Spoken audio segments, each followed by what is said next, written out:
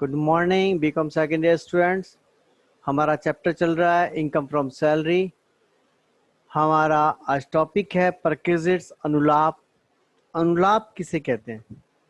अनुलाभ से तात्पर्य उन बेनिफिट से है जो मजदूरी या वेतन के अलावा मिलते हैं और ये किसी पद से जुड़े होते हैं। अनुलाभ एक प्रकार से पर्सनल बेनिफिट दिखाता है। इसका मतलब है यदि आपको कोई सुविधा कार्यालय के कार्य हेतु मिली है और आप उसे कार्यालय कार्य हेतु करते हैं तो वह अनुलाभ नहीं कहलाता। अनुलाभ केवल तभी होगा कहलाएगा जब आप उस सुविधा का प्रयोग व्यक्तिगत रूप से करते हैं तो उसे हम अनुलाभ कहते हैं। ये अनुलाभ 3 प्रकार के होते हैं बेटा। टैक्सेबल फॉर ऑल केसेस अर्थात सभी प्रकार के कर्मचारियों के लिए टैक्सेबल। दूसरे होते हैं टैक्सेबल फॉर स्पेसिफाइड एम्प्लॉय, विशिष्ट कर्मचारियों के दशा में कर योग्य होते हैं, इन्हें विशिष्ट अनुलाभ भी कहते हैं। तीसरे होते हैं टैक्स फ्री कर मुक्त अनुलाभ। सबसे पहले हम लेते हैं टैक्सेबल फॉर ऑल। एक ओवरव्यू देखेंगे। रेंट फ्री हाउस का मूल्यांकन। अगर कोई करदाता किसी कर्मचारी को कोई एम्प्लॉयर रेंट फ्री हाउस देता है अर्थात किराया मुक्त मकान देते हैं तो यह अनुलाभ है। दूसरा है कंसेशनल रेंट एकोमोडेशन अर्थात रियायती मकान, रियायती किराए पर रहने का मकान अगर उपलब्ध कराते हैं एम्प्लॉयर तो यह भी अनुलाभ है। तीसरा any sum paid by employer for any application of the employee. यदि किसी कर्मचारी का ऑब्लिगेशन, समझिए क्या होता है, जब कोई कर्मचारी के नाम बिल आता है तो ये उसका ऑब्लिगेशन होता है। ऐसी स्थिति में यदि उसका नियोक्ता उनका भुगतान करता है तो यह obligation of employee paid by employer कहलाता है, क्योंकि जिम्मेदारी उसके भुगतान की एम्प्लॉय की अपनी थी। जैसे कि अगर किसी कर्मचारी ने कोई ऋण लिया हुआ है, लोन लिया हुआ है और एम्प्लॉयर उसके उस लोन का भुगतान कर देता है तो यह obligation of employee paid by employer कहलाएगा। फोर्थ है value of any specified security और स्वेट इक्विटी शेयर्स। ये भी हमारे अनुलाभ माने जाते हैं। और पांचवा है सम पेबल बाय एम्प्लॉयर डायरेक्टली और इनडायरेक्टली टू फंड, जिसमें कि सुपरएनुएशन फंड यदि में कोई पैसा देता है 1,50,000 से अधिक की सुपरएनुएशन फंड में एम्प्लॉयर के द्वारा यह राशि दी जाती है तो उसे अनुलाभ कहते हैं।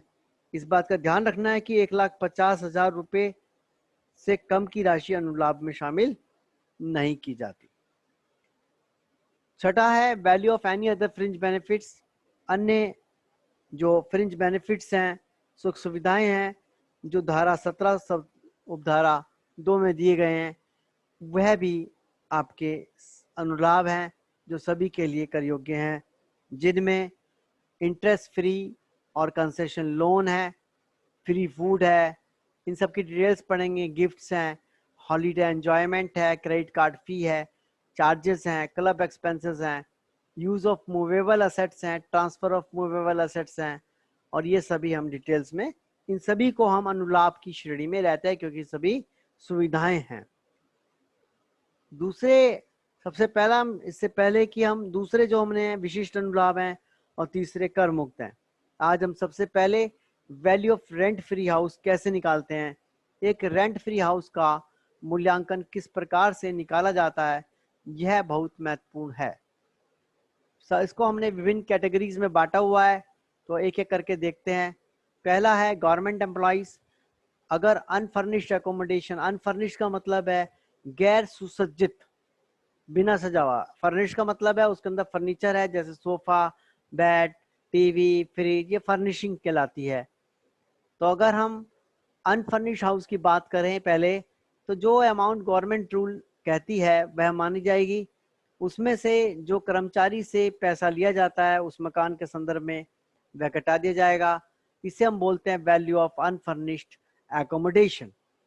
दूसरा, अगर हम फर्निश्ड एकोमोडेशन की वैल्यू निकालना चाहते हैं तो ये जो अभी हमने वैल्यू ऑफ अनफर्निश्ड एकोमोडेशन निकाली है उसमें 10% पर एनम के हिसाब से ओरिजिनल कॉस्ट ऑफ फर्नीचर को जोड़ देते हैं। ओरिजिनल कॉस्ट अगर 1 लाख रुपए का है तो उसका 10% 10,000 जोड़ दिया जाएगा, और अगर एक्चुअल हायरिंग चार्जेस पे लिया गया है तो वह उस पर जोड़ दिया जाएगा।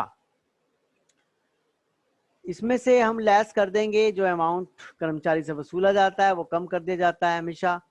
ऊपर जैसे हमने पहले घटा दिया था क्योंकि वहां और कुछ नहीं था, बाद में घटाते हैं, इसलिए पहले एज पर डिटरमिन रूल्स करते हैं, प्लस 10% कॉस्ट ऑफ फर्नीचर या हायर एंड चार्जेस जोड़ देते हैं, उसमें से कर्मचारी से जो राशि ली जाती है वह घटा देते हैं, उसके बाद जो बची हुई राशि है उसे वैल्यू ऑफ फर्निश्ड एकोमोडेशन कहते हैं। सही है, आगे चलिए एग्जाम्पल लेते हैं कि मिस्टर अनंत कुमार सेंट्रल गवर्नमेंट एम्प्लॉई हैं और उन्हें रेंट फ्री हाउस प्रोवाइड कराया गया। गवर्नमेंट रूल के मुताबिक 2,500 रुपये पर मंथ उनका मकान का किराया बनता है, जबकि मकान का fair rental value 15,000 per month है। तो फेयर रेंटल वैल्यू की कोई इंपॉर्टेंस नहीं है बेटा। Fair rental value is not to be considered. Furniture 2,60,000 का दिया यार, गवर्नमेंट 1,200 रुपये पर मंथ लेते हैं। जब गवर्नमेंट चार्ज कर रही है तो इसे हम value of furnished accommodation concessional rent वाला बोलेंगे। तो इसको देखिए इस तरह से करना है हमें। फर्निश्ड हाउस का गवर्नमेंट के रूल्स के मुताबिक जो मूल्यांकन निकला है वो है 30,000, इसमें 10% हमने जोड़ दिया, 2,60,000 का 10%, 26,000, टोटल हो गया 56,000।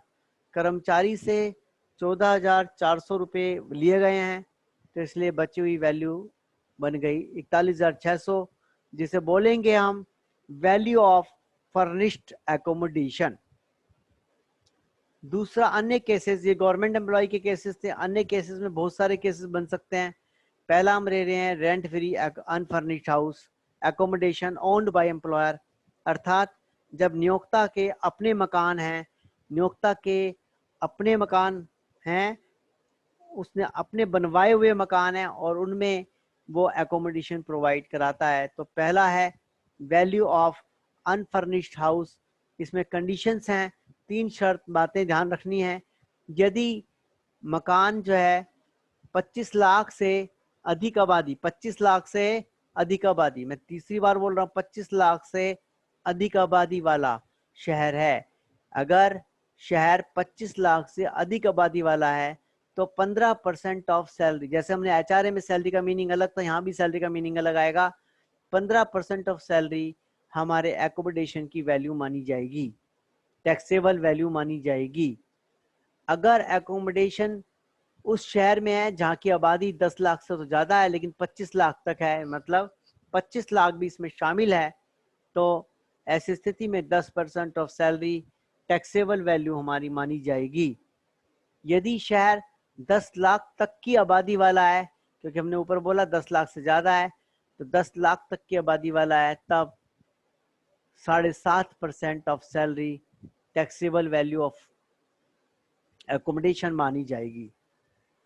दूसरा है rent free unfurnished house accommodation taken on lease. अगर एम्प्लॉयर ने, अभी पीछे कौन सा मकान था जिसमें एकोमोडेशन ओन बाय एम्प्लॉयर है, अब ये कौन से मकान है जो कि एम्प्लॉयर ने किराए पर लेके फिर कर्मचारी को दिए हैं, तो इसे बोलते हैं टेकन ऑन लीज और रेंट बाय एम्प्लॉयर। तो ऐसी स्थिति में बहुत सिंपल सा रूल है, हमें यहाँ शहर का ध्यान नहीं रखना है, शहर की पॉपुलेशन का भी ध्यान नहीं रखना है, केवल सिंपल रूल को याद रखना है कि value of unfurnished house is equal to actual lease rent और एक्चुअल रेंट और 15% of salary for the period जिस अवधि के लिए एकोमोडेशन दिया गया है, दोनों में जो कम है उसी अवधि का ही हम रेंट लेंगे, उसी अवधि का ही हम सैलरी लेंगे, उसी अवधि की सैलरी का 15% निकालेंगे, तो दोनों में जो कम है वही रेंट फ्री एकोमोडेशन का मूल्यांकन माना जाएगा।